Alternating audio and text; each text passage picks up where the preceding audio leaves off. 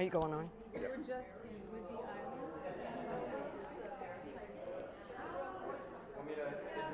If you want, you bet. Okay, you know Phil? No, Phil. I'm going to introduce you. Okay. All right, everybody, we're going to call this party to order, or disorder, depending on how it goes. Thank you so much for coming.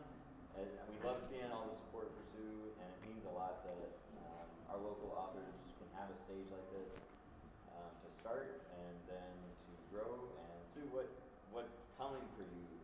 We are all just so excited to be on for the ride. Like, this is so cool. So, and what you've done with from the first book we launched here, El Beauvais, all the way to just finding a voice. And that's what art is. It's having the guts to start and then continuing to find it. My name's Philip, by the way, most of you know me, but I started this place 8 years ago, and it was largely with the goal of giving people voices that have the guts to be creative. I didn't want to call it the Philip Payne Gallery because it's more about everybody else. I get to have my voice here too, which is great, but and I'm very grateful for that. But it's just everybody here matters. So we're really grateful for you, Sue. And yeah, I own the gallery, so you can always tell the owner because he's in his pajamas.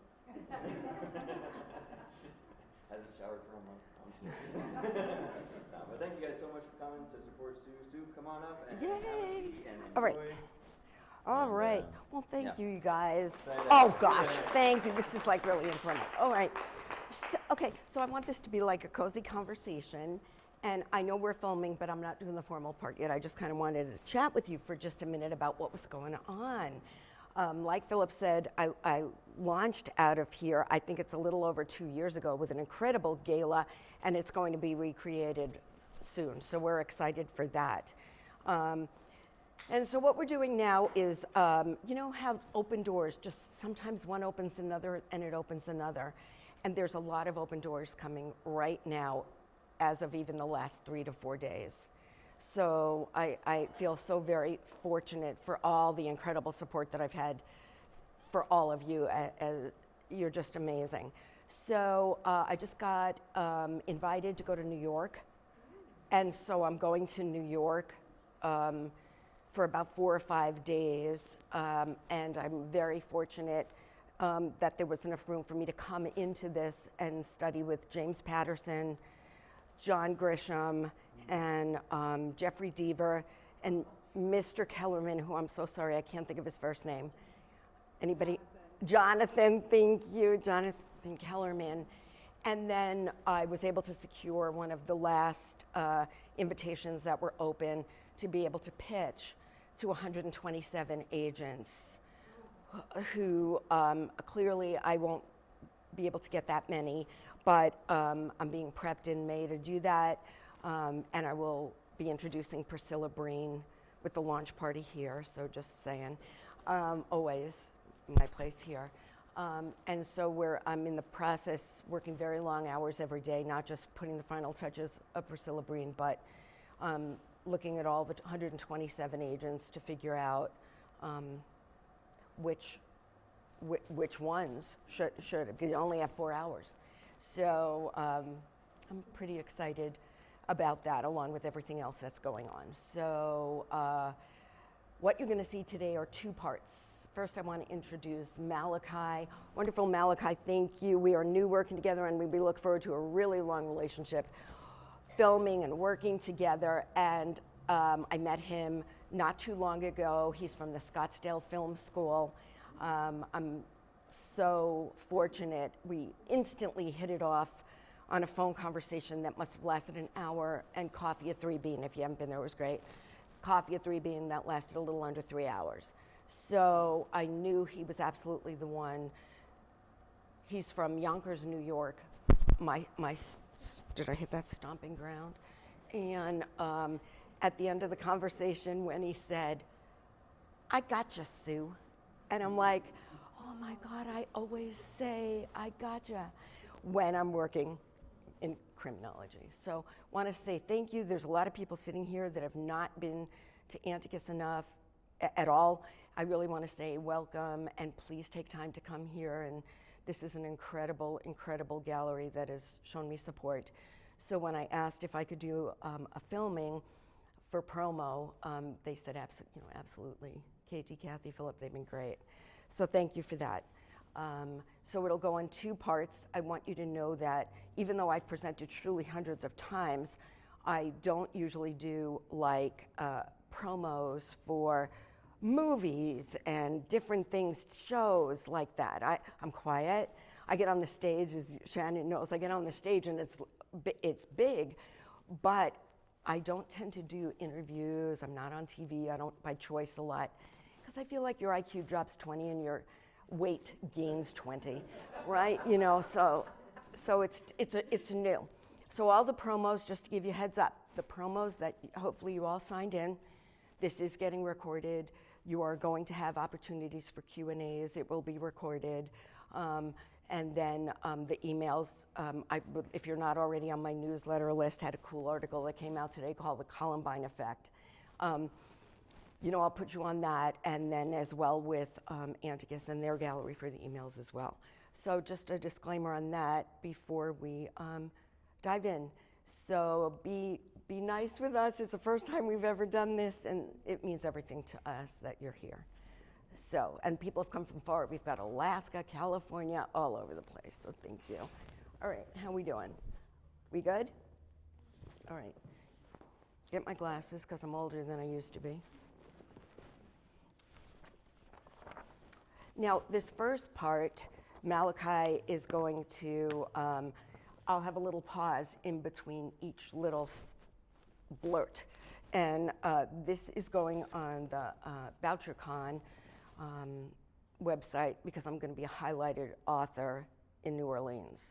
I don't know if my role will be moderator, panelist, or something else I find or not. I find out in May. So that's for their want to highlight this. All right. Ready? Here we go. VoucherCon. Hello, VoucherCon 2025. This is 35-year criminologist Susan Magestro coming to you here from Anticus Art Gallery in Old Town Scottsdale tonight. We're all looking forward to seeing you in New Orleans in September for Blood on the Bayou closed case. Stop that one. Oh, we go to Jeannie Midway. Woo! Okay, I'm going to stand up. Are we okay if you ready to move a minute? All right. This will not be the cover of my book, but it's what I'm using for marketing of Priscilla Breen, because the publisher will really decide the final cover. Okay, welcome. I am Susan Magestro of the Criminologist's Corner. I'm excited to see you in VoucherCon 2025 in New Orleans. Look for the new release of my new and first fiction novel series, Priscilla Breen, Criminologist, Book 1, The Capture. Book 2 has already been sketched out, and that's called Relocation. Okay. You guys okay? I just, whee! Okay. So now for the next 3 clips, these are actually excerpts from Priscilla Breen. So I'll be real interested to hear what you think after. Like everyone, I'm on antihistamines and decongestants, so lots of water. All right. Okay, here we go on the next one. Which of these do you think is not true? Everyone is capable of being a killer. Anyone can commit murder.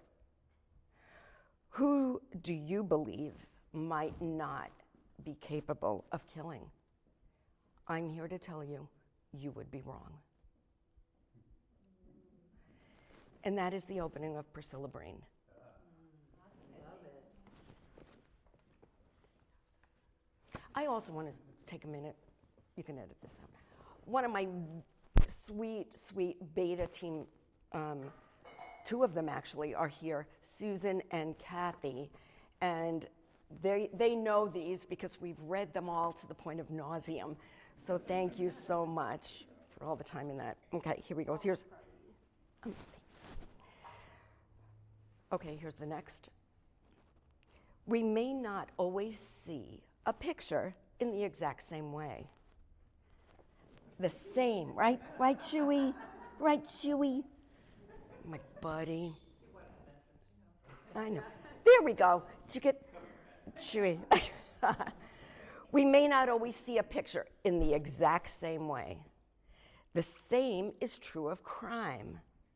Bystanders can look at an event, yet when they describe what they see, it's always unique, and it's almost always seen through a different lens.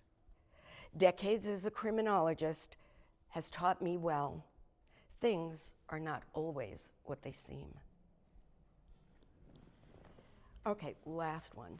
Okay, so now, VoucherCon, yay! I am going to read a pitch for Priscilla Breen. These are some excerpts of book 1, Priscilla Breen, The Capture. Priscilla Breen, I'm told, is an epically compelling psychological thriller to be released soon. My name is Priscilla Breen, and when you meet me for the first time, you will not know who I am, nor will you glean any inkling of what I do. You see, I'm a mother, I'm a neighbor, I'm your neighbor, and I am your friend. I have great loves in my life, and I'm riddled with passion. What kind of passion? I'll let you figure that out. When I stand in line to order coffee at my favorite espresso spot, I'm standing right behind you. I love to cook multi-course meals for my large family, even though I'm not a very good cook. You might even see me working out in kickboxing class or high-stepping in aerobics. I will blend in just like you until that phone rings and Priscilla Breen walks out the door. Tonight, on the night of a full moon, the leg of a young female was placed on the edge of a river where the water met land. This has been happening for 6 months now. The DNAs of the various body parts do not match. All the cuts, dismembering their limbs from their torso to their heads, were made with absolute precision by someone who's familiar with human anatomy. I am now being brought into this case. I arrive at police headquarters after flying 10 hours. We were a master team of investigators and forensic experts, all coming together to stop this horrific pattern. The list of suspects is narrowed down to 3, only 3. How did the people in this small community perpetuate such an outrageous crime without realizing it? Priscilla Breen is about to tell you how. Okay, now we're going to take a break for a second, and that's VoucherCon. So, I know, right? Right. I've been writing this in my head for how many years, Miss Shannon? A dozen. I would get up on a stage. We're not, this is not for VoucherCon or the next, it's just, it'll be edited out or not. But I used to get up on the stage and say, one day, I'm gonna write a story about a criminologist, right? And I'd be flying in from a late flight, coming in from Central America, and I would just run on that stage and I'd say, I'm gonna write this story, and here's the story. So I hope you like it. All right, now we're gonna go to the next part, which I'm just gonna talk for a little bit about, this is a promo for why would a criminologist become a writer? And we're doing this because several writing groups throughout the country want to look at this to bring me in to talk about how that transformation happens and how I went through that. So it's not this long dissertation thing, but it's kind of cozy, and you even get prizes halfway through and at the end.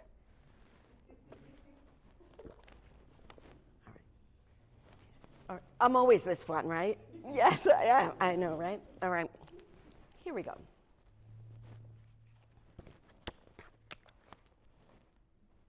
A criminologist becoming an author. A 12-year-old girl. Oh, I'm sorry, Malachi was supposed to cue you. You were good? Okay. A criminologist becoming an author. A 12-year-old girl was riveted by a story that she read about a woman named Kitty. The murder of Kitty came to be nationally known and studied throughout time. 39 people, 39 bystanders heard her screams, being stabbed over 45 minutes. And unique to the world of criminology and assault, the assailant came back twice.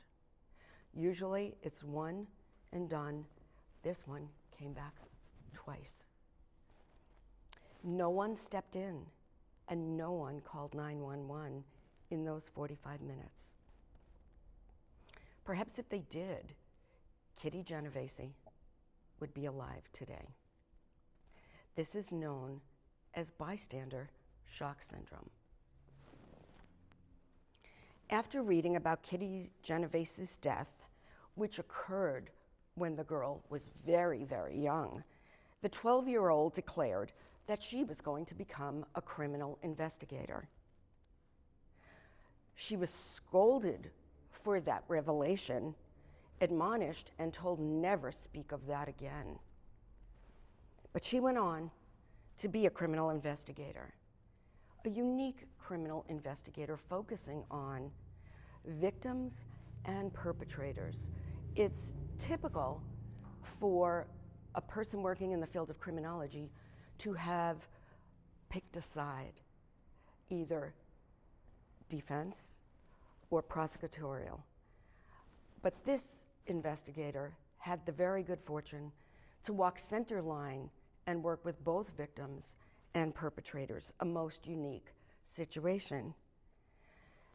Even more unique was that she kept her career a secret from her family for many years. Everyone did not know what she did except her husband. I am that 12-year-old girl. And I grew up to be that investigator. All right, fun story. How did the family find out? Yes?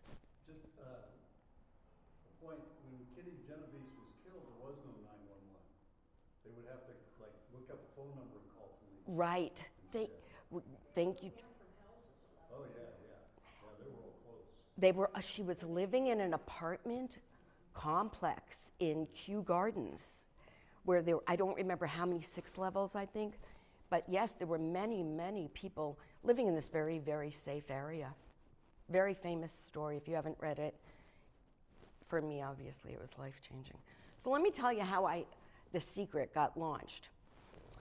So I'm working undercover, actually here in Arizona, a long time ago.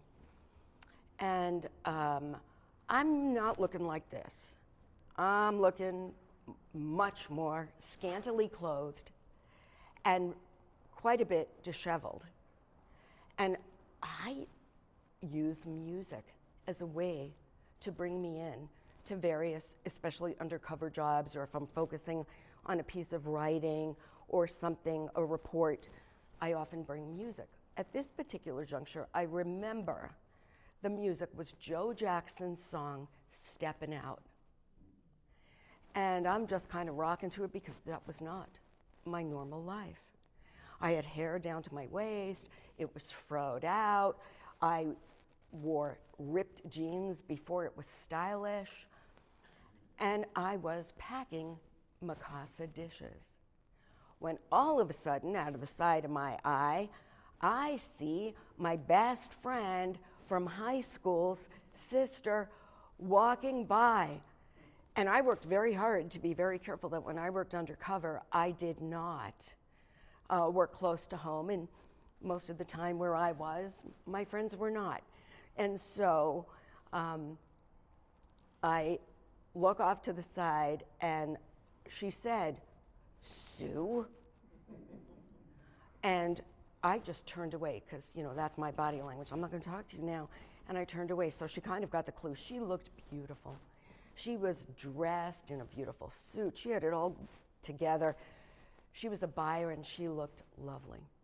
But she went home that night and called her mom and said, "Hey, remember how we thought Sue was going to do something really cool with her life? I don't think she is. I think Sue is not doing well." So do you know what her mother did that night? What did she do? She called my mother and said, "Well, is there anything we can do for Sue? Is there anything she needs?" And my mom goes, "No, what are you talking about? She's fine." I had a 1-year-old daughter at that time. And so she calls me up. It was before caller ID, and it was before, voice message machines. So I picked up the phone, and she goes, "Susan," which she didn't use all the time. And she goes, "I need to talk to you." And I knew what had happened that day. And so she reiterated, well, thank goodness my baby started to cry right at that moment as I said, honestly, "Gotta go, Mom, we'll talk about it later." And we never did. So that's how my family came to find out what I really did. And while they were incensed back when I was 12, as I got older, they thought it was pretty cool. All right, another story.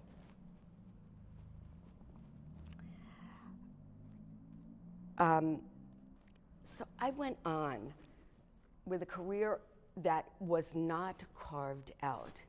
It was not step by step thought out how this was going to happen. It just kind of evolved, cases by cases by cases, and the cases that came to me started to have a theme.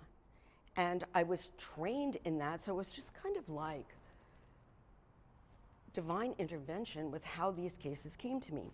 So what kind of cases am I talking about? I'm talking about school shootings. I'm talking about kids who kill their parents. These were the kind of cases that started coming to me at a time when there had not really been stories of school shootings. And I'm going to talk about one of them. Prior to my first one in 1997, you did not hear about kids killing their parents in a life of privilege. And when I was called to write a very small expert witness because 2 boys had killed their father, and how could that happen in an upper bourgeoisie, in a life of privilege where boys are given everything? And is their argument of abuse legit, or was this a planned murder? Coming in to address life of privilege and abuse was my small contribution to the Menendez case, which you hear a lot about today. But when I did that, I didn't know that was going to be a send-off for many cases that I would work like that. Nor did I know the Van Ramsey shooting of 1997 would be my precursor to Columbine. So things started falling in front of me, and that's how this thing came about. So do you remember I told you about the 12-year-old that read the book? Well, where did I put these? Oh, here we go. Oh, you're the best. You're the best. So 40 years later, I wrote books because as I was lecturing in the back of the auditorium, people would say, we wish you had a book about that. So I wrote like 5 or 6 books about school shootings, kids who kill their parents, mental health personality disorders, you know, different things like that. And then I wrote a book called, 12 years ago I wrote this book, called Reunification of Incarcerated Parents and Their Children. And I wrote this book because I worked inside maximum prisons and I did a lot of work with the prison systems in several states. And I started noticing a pattern with the children who have an incarcerated parent. So I wrote this book, especially when I started going into the prisons and did kind of a rough sketch. How many children are we talking about? Anybody want to venture a guess? In the US at any given time. Incarcerated, probation, parole, anybody want to guess? We're going to go between 8 and 10 million at any given time. And everybody believes it's the kids from over there who have a parent who's incarcerated. And that is not true. It's the kids from everywhere. Everybody says, oh, the kids are going to follow the footsteps of the parents. That is not true. Most of the kids that I've worked with are overachievers doing phenomenal things. And so this prejudice that people have about children of incarcerated parents, I wanted to dispel that myth. And I have gone all over the United States and Central America with this book. And I've sold over 2,000 copies. So last year at this time, I got a phone call. And the phone call, which is, it'll almost reduce me to tears on this one, was from a 14-year-old girl who was across the country, not far from our stomping ground. And she said, she writes me first and says, Ms. Magestro, do you think it would be okay if I had a phone conversation with you? Because I read this book that you wrote. This is last year, 11 years after I wrote it. And this book has impacted my life. And I want to consider going into the field in my future to work with children who have an incarcerated parents. And I know I'm only 14, but this book has really touched me. Can we talk about it? So, with parental permission and parents on the phone, we spoke for over 2 hours on Zoom. And she wrote me this beautiful letter after and said, I'm doing a school project on this revelation that I have found in this field. And I want you to know that it's so great because of the time that you've given me and the book you wrote. And I said to her, thank you so much, but absolutely not. This is your field. You're making this choice. And I want to applaud you for being so moved by a book that is going to possibly, potentially, help create your path, whatever that will be. And I want you to know that privately, I am so moved that I read a book at 12 and she read a book at 14. And we just reached out this morning to try to arrange that when I am back in New York, that we all get together, because we haven't met yet, except on Zoom. So this is a book that is, it's very niche, it's very specific, and it was my highest selling book online. Sometimes it sells a lot at the festivals and other places, but online, it sells like hotcakes. Now, it talks about all different people who are impacted. And I'm going to give this book away, and then I'm going to tell you something about what's going to happen with this book. It's already started. So before I do that, so I told you, like, 2,000 copies, not only, throughout people on the outside, but all over, inside, outside, everywhere. Anybody want to guess why this is the only book that I have published that has a spiral and not perfect binding? Because it's on purpose. Anybody want to venture a guess? And if you guess it right, you get the book. Yes, Miss Courtney. Is it because they use it to educate or train others in the field of criminology? Okay, so why would it be spiraled? You're a, Is it allowed in prison? okay.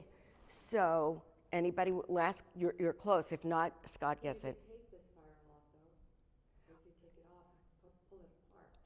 The spiral has to be taken off before it can be sent into a prison. Because what would that spiral be used for? Use your criminal mind. What would that? It's a shank. It can be used as a shank. So in order for me to get that book out to the parents who are incarcerated, but you guys are close, so I'll get you one too. So that's the only reason that one is spiraled. So let me tell you what's happening with this book. Kind of interesting. So last week, I was in LA, and one of my colleagues said to me, she's looking at my books, and she says, you know, there's 3 really very popular genres. Romance, which I can't even try to write because I don't have any. And I told my husband I was going to say that, and he said, okay. He'd probably go, yeah. So romance, not, I can't. However, I'm going to segue a minute for fun. My husband was a firefighter. He was one of those hunky firefighters. And this woman wrote a book, not this summer, we're waylaying till next summer, come to Homer, Alaska, where this woman wrote this incredible romance that she had with a firefighter, and it was very detailed and hot. Anyway, she was like 90, and it made the New York Times bestseller list. And so, you know, that is not my genre, but there's great people that are. What's that? You're not 90 years old? I'm not 90 yet. I'm not 90 yet. So I told my husband about it being, with the firefighter groupies, and he laughed. Said, "Yeah, want to read that one? Not." So the other genre is criminology. Apparently, there's 20 subgenres within criminology. I didn't know. I'm learning. I'm not cozy. So I have learned that. And then there is YA, young adult. And every time I go to a festival, the lines for YA, for young adult, are really unbelievable. The lines are around the block, truly. And it's so heartwarming to see these young people reading again and to stand online for hours to get the author to sign their book. It's just adorable. It's really sweet. Excuse me. So last week, my colleague says to me, you need to write YA. And I said, you want me to write young adult?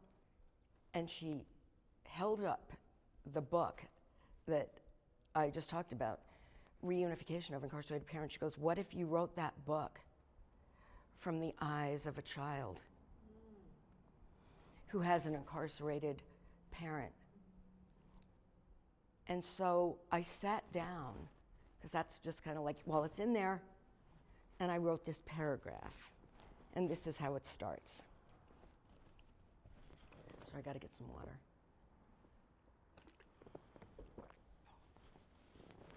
It's the ching-ching that I cannot get out of my head, the clanging of the heavy door of the sally port. One door must clang closed before the next one will open. Ching-ching. This sound has stayed with me throughout my childhood. It's still fresh today, even though I no longer spend every Saturday afternoon visiting my father in prison. So that's the start of that one. The second one, she goes, what if you also do one on a school shooter?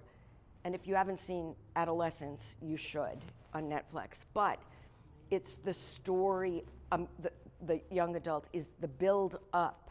And if you read my column today on Columbine Effect, you'll see what I mean.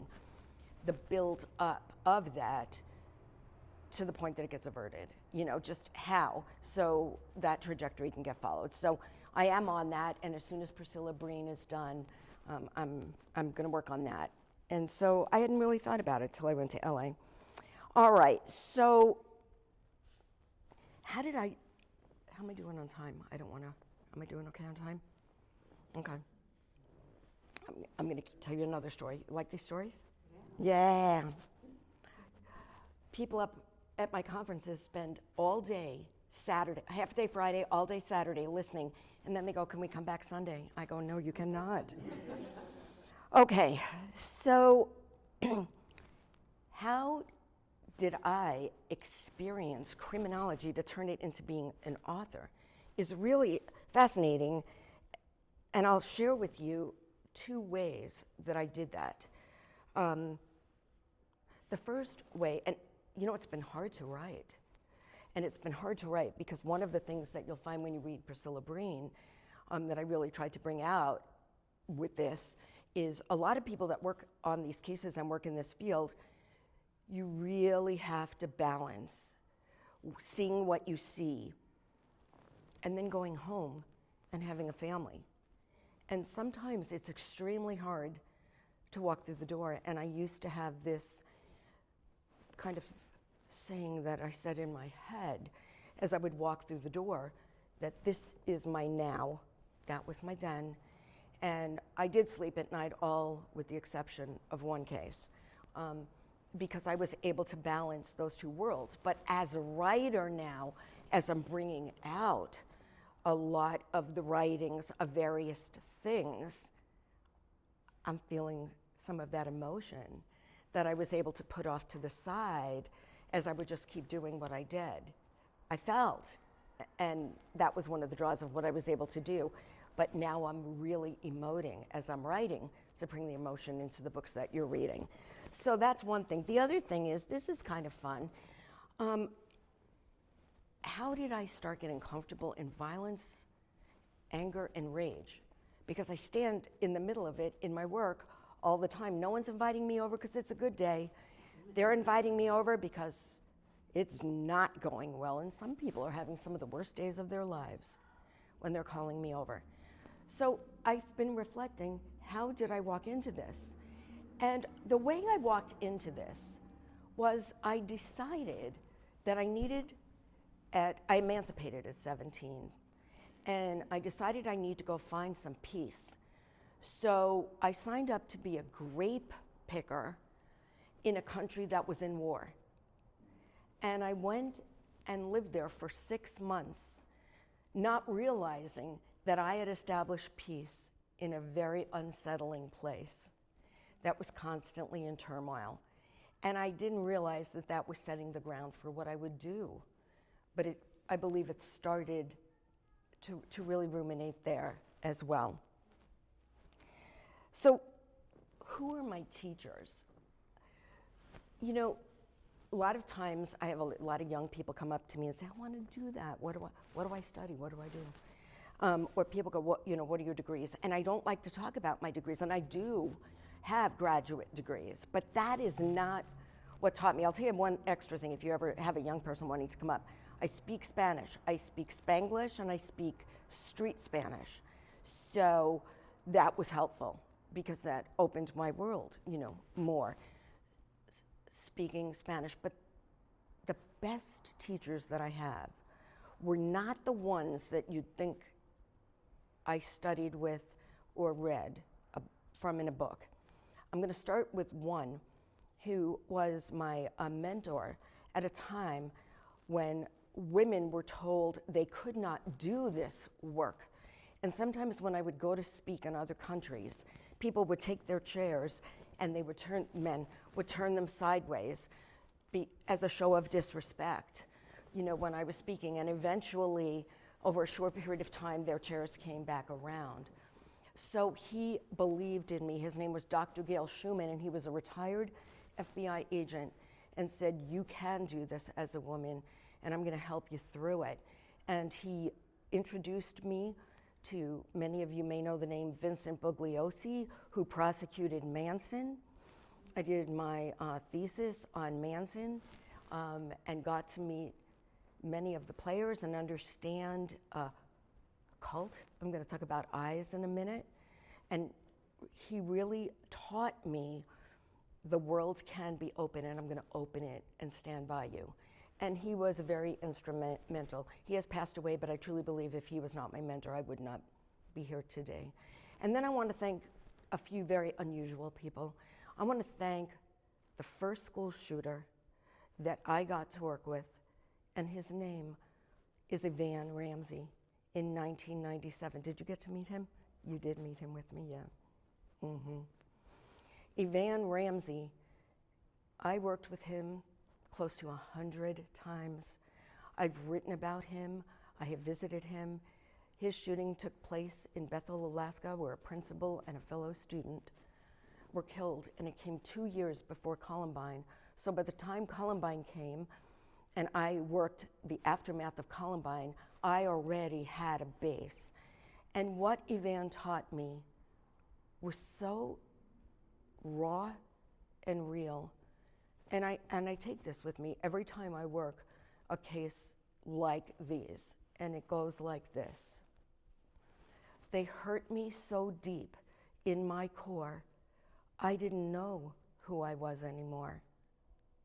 And that is one of the best, he is one of the best teachers. Walking in prison, correctional officers were amazing with me, and that's walking both sides of the line, wanting to keep other young people out, and the inmates protecting me because they didn't want another kid coming in. I came in the 90s during youth remand, which I'm writing about next month. If you're not on my newsletter and you want it, I'm talking about 15, 16, 17-year-olds remanded into the adult system. And so they were pivotal.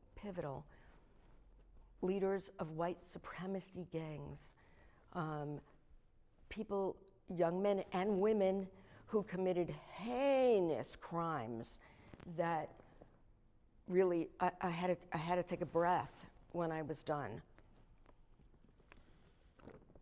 They taught me, and that is how I was able to do the work I did. And that's how I'm able to bring you the stories that I'm writing, because I'm able to emote from what they've taught me. So I'm grateful to be able to share that. I want you to know where that came from.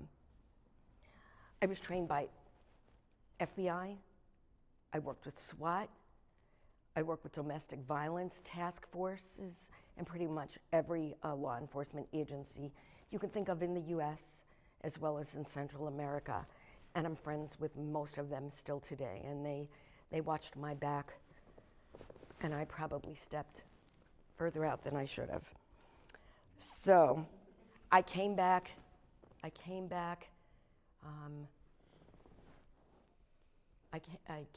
here. I wasn't living here.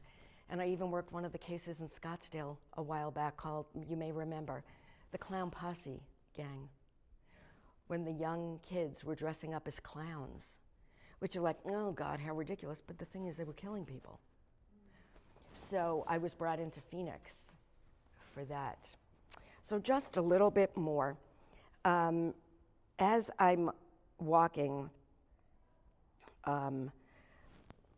through this journey, I want to tell you that one of the things that, as my wonderful, wonderful mentors in writing are telling me, the threads that I'm able to bring into the books, the side stories that I'm able to bring into these books, are stories that are so unbelievable that you as the reader can decide, are they truth or are they fiction? Oh my God, I know Sue, are they all true? No, they're not all true, but are many of them true? Yes, they are. And I will share one with you now. And this will show up in Priscilla Breen 2, Relocation. So Priscilla is walking in a youth prison that is to open, because in this country, the law was kid does the crime, father does the time. And so they were opening a kid prison, and I'm walking through to do some training with them, and walks over one of our teens from the United States who went on a trip and didn't realize until the last minute that she was about to drug mule. Had she come into the United States, the mandatory minimum for federal drug muling is 25 years, and she would have done fed time with a felony record. Or we could have gotten creative, and she could stay where she was until the age of 21 and come home with a clean record and a new perspective on life. So there's a thread story, and I'll let you decide if that one is real or not. Okay, one more strategy. I'm almost done here. When I present at conferences, one of the strategies that people want to talk about for hours, and we're not, we're going to talk about it for like 2 minutes, I call it dos caras, dos caras. Anybody speak Spanish and know what that means? What does it mean? Two faces. And I give a lecture that is very popular to pretty much everybody that works with anybody about two faces. And it's the lack of congruence in the face, how the eyes don't match the face. So you might see someone with a smile on their face, but their eyes could look sad. Their eyes can look frenetic. Think about Ted Bundy, and how did his eyes look? Or they can be dead eyes. And so that is a strategy that I talk about, that I'm going to be talking about in an October event I'll tell you about, where I'm going to do a lecture on the two faces and how to read eyes. And many people have said after listening to this that when they walk in a room or they go somewhere, they're like, oh, I'm more aware of people and their faces and their eyes. And it's been, a very interesting exercise that sometimes people talk about after. So that's a strategy that I use and I teach a lot, is two faces and the eyes. Okay, Priscilla Breen, back to her. So I've completed my very first fiction novel. It's the first in the series, called Priscilla Breen, Book 1. It's called The Capture. Follow Priscilla Breen as she investigates memorable cases. Enjoy the threads of her side stories that will keep your head spinning. Get to know her many loves, her friends, but most cherished of all, get to know her family. And then you could decide what is the truth and what is the fiction. So I want to open this up to Q&As in a minute, but I want to tell you I'm going to be doing 2 fall seminars. One has room for 150, October 25th, called Psychopaths, Sociopaths, and Other Personality Disorders. And the other one is November 15th, called Raging from Within, which is a book I wrote, and it's getting a lot of attention right now with all the raging that's going on right now. And then I'm going to be scheduling a small group class. It's called Mastering the Art of Conflictology.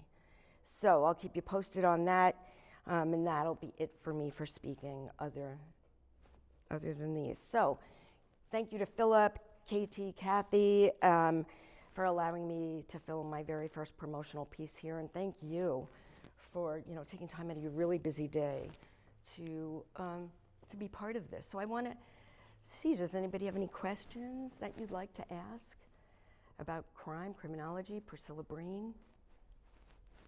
Yes, ma'am. How many cases would you have at once? Would you be focusing on one, or did you have to juggle? So if I had 3, I was dying. I really didn't want to have 3. And I worked hard not to, because I was working with at-risk kids. I was a professor at the university taking cases and lecturing. So the cases, what I learned from the cases without, staying within guidelines, I taught strategies from what I learned in the cases and the different things that I started seeing. And so I tried really hard, because I knew these were, if you're picking up the phone and you're calling me, I have a friend, if you haven't followed him, you need to. Hi, Glenn. Glenn Klinkhart, Finding Bethany, right? Mr. Dateline. He wrote a book, and it starts, you don't have to have a murdered sister to be a good homicide cop, but it helps. We need to get him here. You know, he always says, if you're calling Magestro, it's either the worst day you're having so far in your life, or you're trying to be proactive and you know, let's get ahead of it. So I knew it was hard for people to pick up the phone. So how many cases was more about the intensity of the case. If it was a light, and I want on and off those cases fast. The longest I ever stayed on a case was 18 months. I really wanted to be off in 30 days, and sometimes I couldn't. So if it was a light case, I might keep it with something big. But if I was on something big, I didn't take a whole lot more. So up to 3.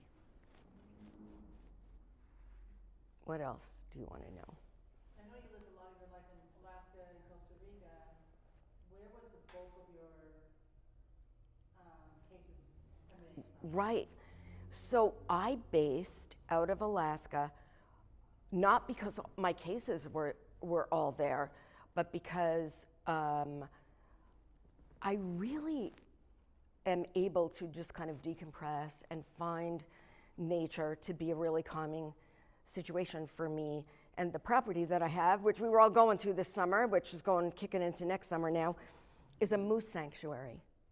And they have moose there, and they throw the babies at Baby Moose Point, and then, oh my gosh, the moose stay with their moms for 2 years. And then the mom leaves, and I keep the teenagers. But I based out of Alaska for a lot of reasons. It was also a wonderful place for me to raise children. I went to Costa Rica on a fluke, and then everything started unfolding when the man who was living next to where I was staying was the police chief of San Jose. And then it just unfolded.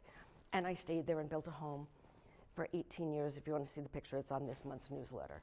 So I had a lot of cases in Costa Rica.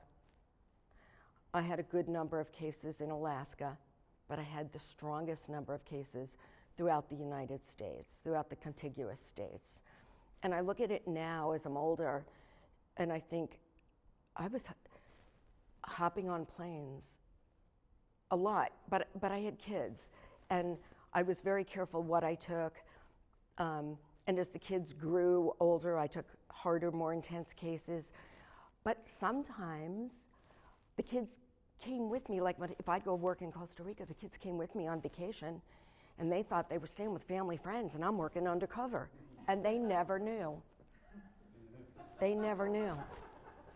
So I was very fortunate to be able to kind of balance how that all came. And I would say it's a third, pretty much. And now, taking other cases, I'm not on one right now because I'm really focusing on writing. I would look at taking one because of young people and families right now, I would. But I would take one, just one, because I can't do any more than one right now. Yes? How much did your work influence your parenting style, and how much did your parenting style influence your work? I know, we should ask my kids. So, my kids went in the field, which is kind of fun. When the bulk of when I raised my youngest, I lived in a place where the federal court judge lived across from me. An FBI agent lived next door to me. And we had we called it Criminology Row. And one of my kids said, oh, this is not fun at all, because, can't throw parties very easily when mom's gone. The other thing that they would probably say is a mixed bag. I knew, in where the kids were raised, I knew pretty much all the police officers, many of the federal agents, and I knew a lot of people. So, oh God, I don't even know. Can we turn this off? You got it. Will you edit this out? Yeah, edit it. I love him. Yeah, I love him. Edit this out or I'll get fired from being a mom. one of my kids got pulled over. And the very, very experienced SWAT commander, who was also on patrol, who just happened to pull him over for, I don't remember if it was running a red light or whatever it was, or a stop sign or something. And he goes, Magestro, is that you? Oh my God, he goes, oh my God. He comes, he goes, I got to tell you something, Mom, I just got pulled over. And so pulled me over. So the kids, I think it was a mixed bag because they knew that I knew a lot, but they were still spicy. My kids are spicy. Where did they get that from? But if we needed anything, like I got into some rough situations and I always knew they had my back. I really am a very, very lucky woman because precarious as some of my situations were, they're still my friends today and they've watched my back in places, in situations and places that could have gone another way. So I hope that answers how the kids look at it. Well, did you learn things on the job that then you said, Yeah. I need to teach this to my kids so that they don't turn out to be... They already knew. I mean, kids know. You know, like, do I have a second to, like, Dab or Molly or X. Like, the adults didn't know, remember? And I'm teaching all about this. And the adults are going, really? Even police officers go, really? When, you know, because Dab is hid in little, you know, hair, what do you call it? Like, for hair. Yeah, like a hair gel, the solid waxy kind of hair gels that we use. You know, they're hid there and then they're put in, you know, lunch boxes that are metal to, so, and where they're hid, you know what, the kids already know. So, you know, I really was not that trendy because kids really know before we know much later, you know, so yeah. First of all, congratulations. Thank on you. All this groundwork you're laying. I kind of have a twofold question. The first is, in your experience, especially with kids who commit violent crimes, what would you say is there one commonality that you found in interviewing these kids? Yes. And is there one takeaway for the general public that you wish people would know, that Yes. we don't know and that we don't understand? There's two answers, and I'm going to answer that. Go ahead. I don't know if I'll remember it. I'm old. I may not answer this. My second whole question Remember. is about the fiction book that we believe is loosely based on your experience. I think we can safely say that Priscilla Breen is based on you, and I'm curious, in what ways is she different? Okay. So that's the second question. So the first question is about the Okay, that's right, the kids. Okay, so the two commonalities I see with the kids is a lack of connectiveness or lack of attunement. Most things that are planned in their bedroom or sitting on the couch next to you.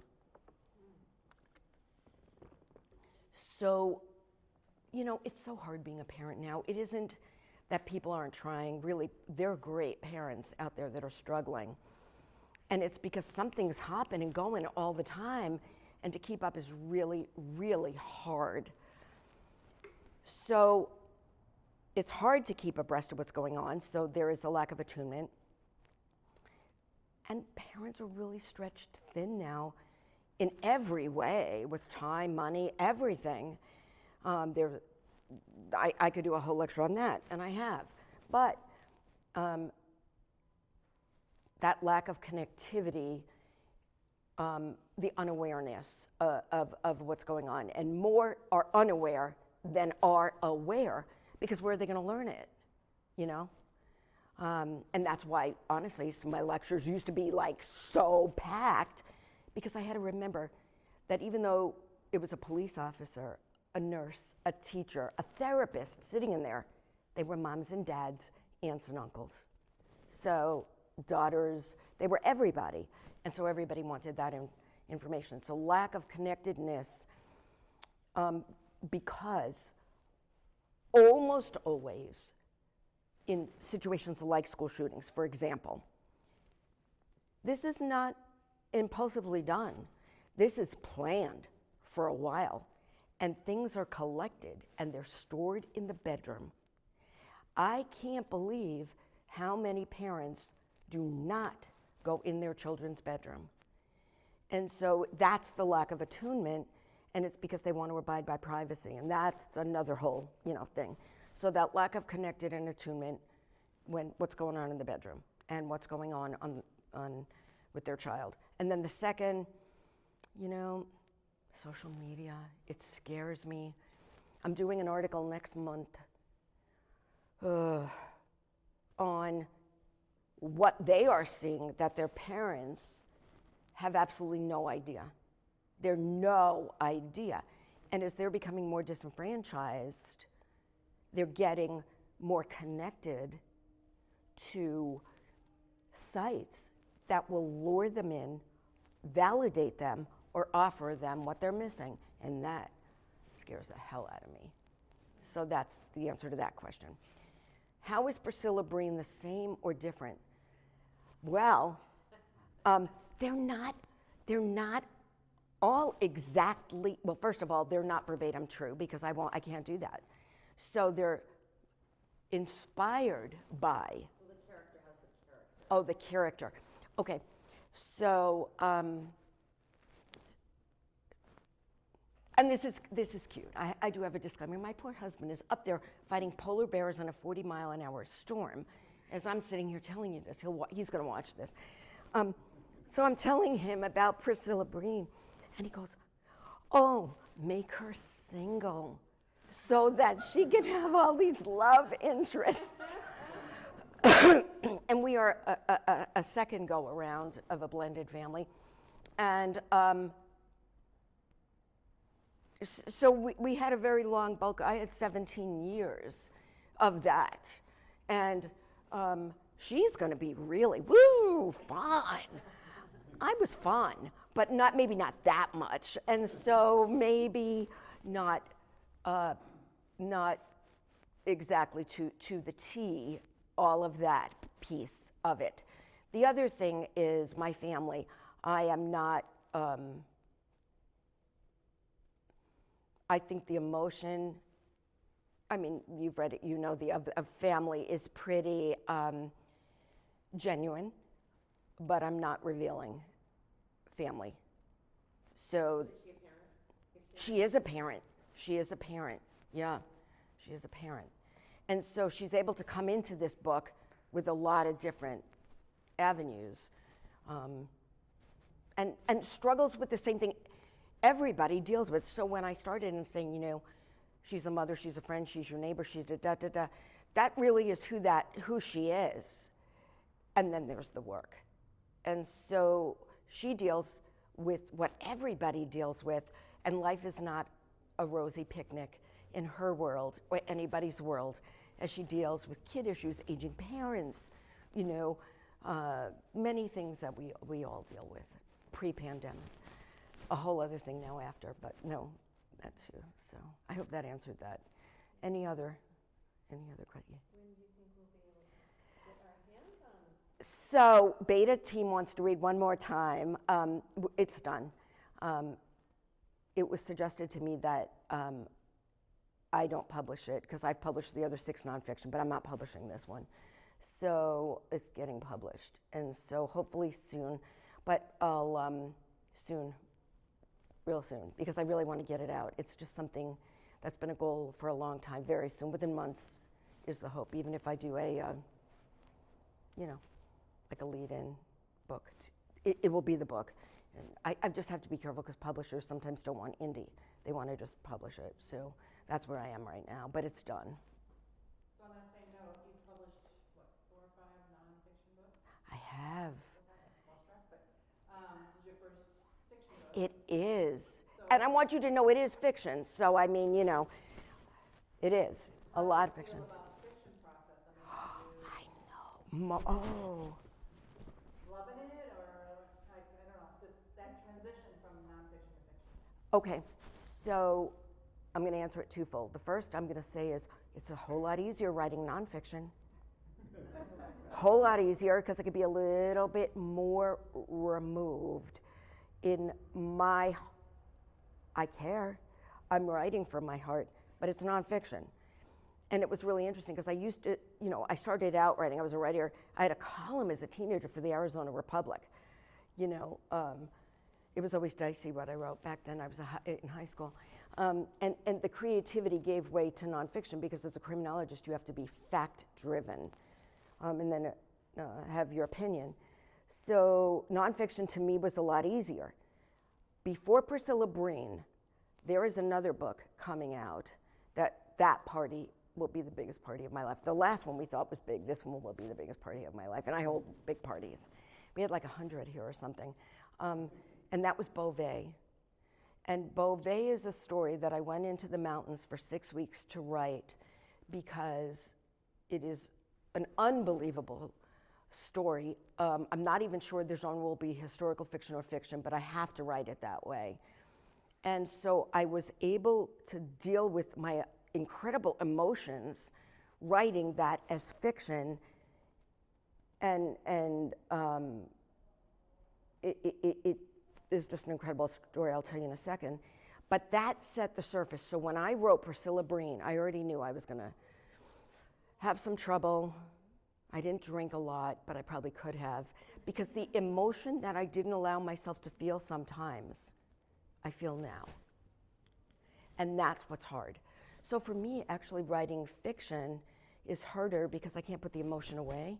The emotion's in my heart, and you're reading it. And that was a little... With nonfiction, you can focus on facts. Yeah, in nonfiction, I can tell you what's what.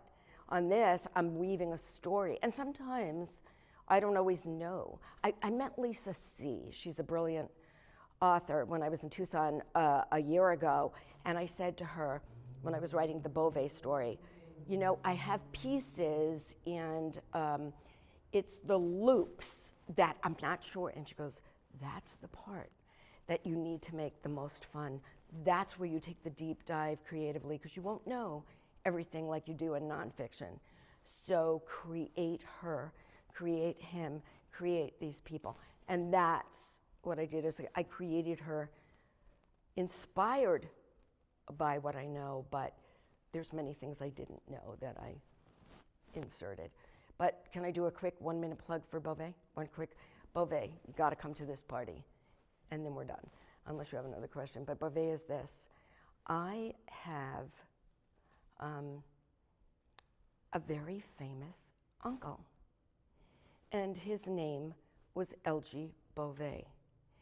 And he was a very famous dress designer for some of the most famous women in the world. He was discovered by Judy Garland at 17 years old, when he, with spice, said to her, the costumes in your show, he was in Brooklyn, in your show, they suck and I can do them better.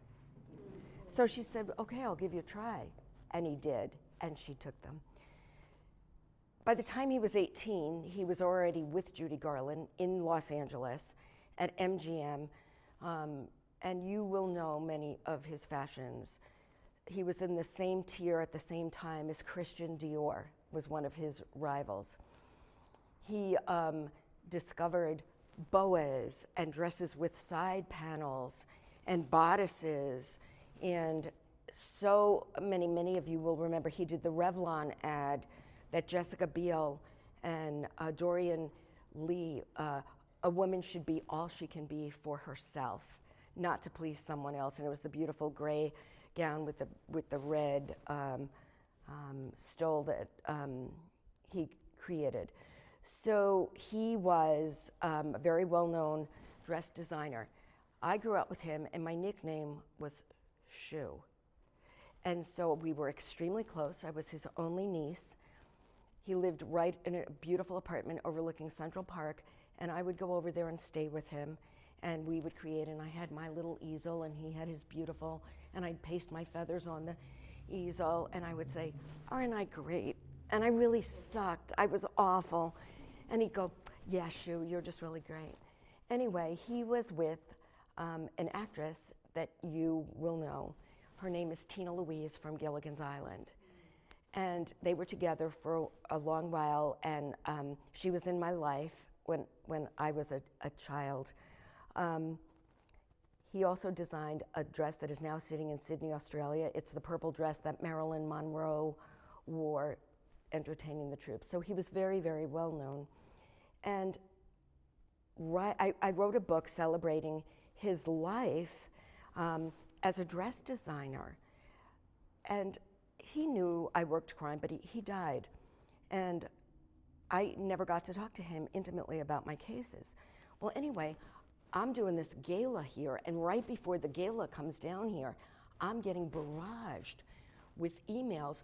We're in your Uncle L.G. Beauvais fan club, and where is he? He's missing. We're trying to find him. What happened to him? And I said, what are you guys all talking about? He's not missing. He's been with me. I've always known where he was until the day he died. Anyway, the story goes on to why millions and millions of people thought he was missing, who he really was, and the cover of being a dress designer, magnificent as he was not really the impact that he made on the world.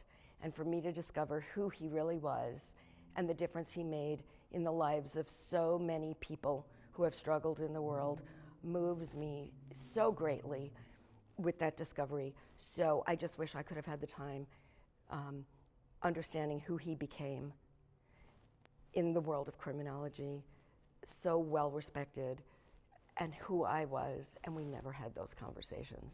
So he wrote me letters, and it's letters to Shu, and then the discovery of him, and then my story of uncovering who he is. So that's Beauvais, and that's 40 chapters done, but I needed a minute to just, so fiction, that was hard, that got my heart. Anyway, that's what's going on in my neck of the woods. I really want to say thank you, and I have a gift for you. So I brought a gift for each of you to say thank you for taking the time out of your really, busy day to support me and come to Anticus, and I hope to see you at Anticus many times as we celebrate so many things. I wrote this book, and it's stories, there's 25 stories of people who have overcome incredible adversity, showing resiliency in ways that we would not expect. And so I hope you enjoy hearing about these people. There's, I think, 16 people. Beauvais is even in here a little bit. I hope you enjoy reading about the people and the situations. So this, my gift to you is the Book of Heartfelt Moments. Enjoy it, share it. It is yours. And I have more. I will, I haven't, but I probably should have. So it's just something that I started writing, like everybody started writing at the pandemic, right? Had a little time, got some for you guys. Had a little time and wrote these stories of incredible men and women. And these are for you guys. When you sign up, Sure. if people ask? Yeah. So please come to this gallery frequently. It is just like, in Philip's words, it's my favorite place to come and just be. And so I come here as often as I can, love my friends here, and this place moves me. So I hope you find it equally as so. Does anybody else have anything they want to say or add, or do you have something you want to say? No? Okay, I'm not putting you on the spot. You were looking, so I thought, is she trying to? No, I was going to say, if you want to sign one copy of it. I will. Let me get my glasses.